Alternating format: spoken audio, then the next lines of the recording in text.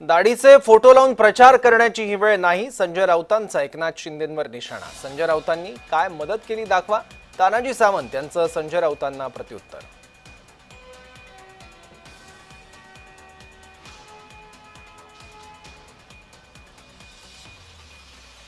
म्हणावं एक किलो धान्य आण, माझ्या शेतकऱ्याच्या बांधावर जा, त्याला दे, कमीत कमी एक बाटली पाणी तरी दे, मी तुझं कौतुक करतो।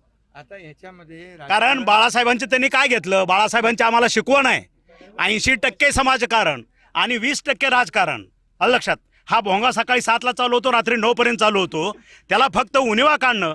पण शेतकऱ्याच्या बांधावर जाऊन आज त्यांचा एक पदाधिकारी कुठल्या शेतकऱ्याच्या बांधावर गेलेला दिसतो का? 1 किलो धान्य कोणाच्या घरात जाऊन त्यांचं आसरू पुसायचं काम केलंय का? भाऊ आज करत नाहीत। कोल्हापूरला ज्यावेळेस झालं त्यावेळेस सुद्धा लाखो रुपयाचे लाखोच्या लोकांच्या मदतीला त्यावेळेस भाऊच उभा राहिले होते।